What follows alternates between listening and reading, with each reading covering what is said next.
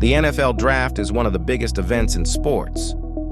And what makes it special is that it isn't even a game. Each year, millions of fans tune in to watch teams select the next generation of football stars. In fact, the draft regularly draws more viewers than some NBA playoff matchups. To be eligible, players must be at least 3 years removed from high school. Most come from college football programs, though technically, attending college isn't required. Every spring, all 32 NFL teams take part in a 3-day, 7-round selection marathon, where only a small fraction of hopefuls make the cut. In 2018, for example, over 16,000 college athletes were eligible, but fewer than 2% were drafted. Just 255 players heard their names called, and only one came from outside the U.S. college system, a professional rugby player from Australia. And when it comes to pay, the difference between being a first-round pick and a late-round selection can be enormous. Top prospects can sign multi-million-dollar deals before even playing a snap, while the final picks might earn just a small fraction of that amount across their entire rookie contract. For young athletes, the NFL Draft is more than an event. It's a high-stakes gateway to a lifelong dream. Before the NFL Draft became the glitzy, made-for-TV spectacle it is today, the process was a lot quieter and far less public. In the early years of professional football, team owners met privately in hotel banquet rooms, negotiating and signing players behind closed doors. That all changed in 1936, when NFL Commissioner Bert Bell introduced a revolutionary idea, the NFL Draft. Bell's goal was simple: to give struggling teams a fair shot at new talent. Under his system, the teams with the worst records would select first, while the strongest teams, including champions, would pick last. At the time, there were only 9 teams in the entire NFL, and just 81 total selections were made in that very first draft. By the late 1950s, football's popularity had exploded. In 1959, the NFL's championship game between the Baltimore Colts and the New York Giants pulled in more than 45 million television viewers, an astonishing number for that era. That surge in interest caught the attention of wealthy businessmen who wanted to buy into the league. But when the NFL refused to expand or sell new franchises, entrepreneur Lamar Hunt took matters into his own hands.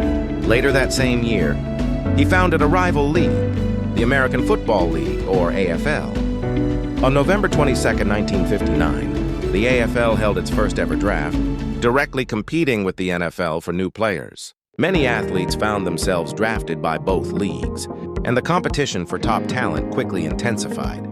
In the 1960s, the two leagues agreed to merge, forming the modern NFL we know today, complete with 2 conferences, the AFC and NFC.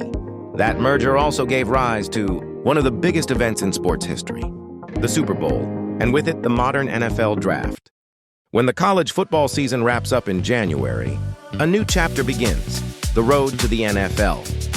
For thousands of young athletes, it's a short window of just 4 to 5 months between their final college game and draft night.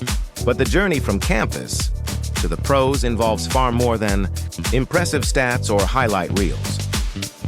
During that stretch, players face a whirlwind of preparation, intense training sessions, participation in the NFL Combine, showcasing skills at college pro days, visiting professional teams, and securing the right agent to represent them. All of that comes with a serious cost. According to ESPN reports, the total expenses for players preparing for the draft can exceed $100,000. For the top prospects, those investments often pay off with million-dollar rookie contracts. But for players on the bubble, the ones who aren't guaranteed to be picked in the early rounds or at all, those costs can be overwhelming. The NFL Draft spans 7 rounds and includes a total of 256 selections, spread out over 3 action-packed days. The first round is where the spotlight shines brightest.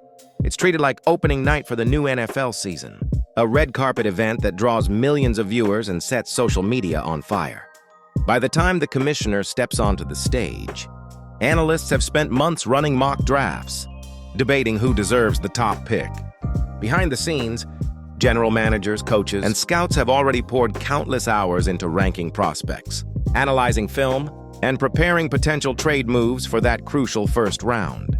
The second and third rounds follow on the next day, and the final 4 rounds wrap up the draft on its third and final day. For many players, these later rounds represent one last chance to make their NFL dreams come true. But not all draft picks are created equal. Where a player is chosen directly affects how much money they make.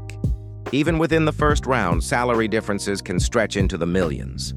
Each athlete carries what's known as draft stock, an unofficial ranking of their perceived value. That stock isn't determined by talent alone. Take the case of Laremy Tunsil, a highly rated offensive tackle heading into the 2016 NFL Draft. Just minutes before the event began, his Twitter account was hacked, and a controversial video surfaced online. Within moments, his draft stock plummeted. Instead of being a projected top 5 pick, Tunsil fell to 13th overall, eventually being selected by the Miami Dolphins. While he still achieved his NFL dream, analysts estimate that the last-minute incident cost him between $6 and $8 million in potential earnings.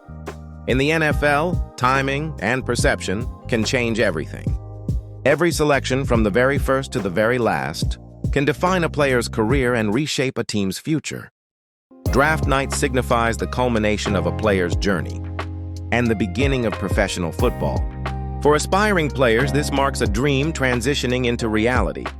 Before 2011, NFL drafts were associated with substantial negotiations and surprising deals. However, under the 2011 collective bargaining agreement, rookie salaries became standardized using a wage scale, ensuring a more balanced distribution of money across the league. Rookie contracts now consist of 3 parts: timing, salary, and signing bonus. For all drafted players, 4-year contracts must be signed, and they cannot renegotiate during the initial term. The rookie salary scale determines earning based on draft position. The first overall pick receives the largest deal, and subsequent picks earn salaries slightly lower. Part of the NFL salary cap is dedicated to new players known as the rookie compensation pool. Available rookie budgets vary based on the remaining cap space after paying veterans. Teams can allocate more cap space to rookie deals when spending has been low in the past season. By contrast, teams with higher cap spaces may use previously unspent money, known as rollovers, to increase flexibility. In 2025, the New England Patriots has one of the highest cap spaces, allowing them to sign 8 of their 11 picks before their rookie minicamp, and later signing the remaining 3. Minimum rookie salaries fluctuate depending on selection. In the 2025 draft, Cam Ward, first overall, secured a $48.8 million contract, while others like Matthew Golden earned much less. Within the draft hierarchy, some players don't even make it to the paid team roster. They join the practice squad, providing valuable support for the main squad players during games. Practice squad members earn a basic weekly paycheck of approximately $13,000 weekly in 2025, from luxurious contracts to modest practice squad paychecks. The draft greatly influenced a player's career trajectory from dreams to reality. So what happens if your name doesn't get called on draft night? Players who go undrafted are known as undrafted free agents. And surprisingly, plenty of NFL greats have come from that same position.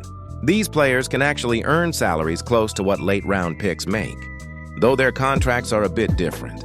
Instead of the standard 4 years, undrafted free agents usually sign for 3 years. And unlike the drafted players, they get to choose which team they want to join. There's no real limit to how many undrafted players a team can bring in, as long as they don't go over the 90-man offseason roster. Once the regular season starts, teams cut that number down to 53 players. And even then, there's another shot: the practice squad. It's made up of players who don't make the final roster, but still train and develop with the team during the season. Back when these rules were set, teams could carry around 10 players on the practice squad. So while not being drafted might seem like a setback, it's really just another route into the league. Many players have proven that the dream doesn't end when the draft does. It just takes a little longer to get there.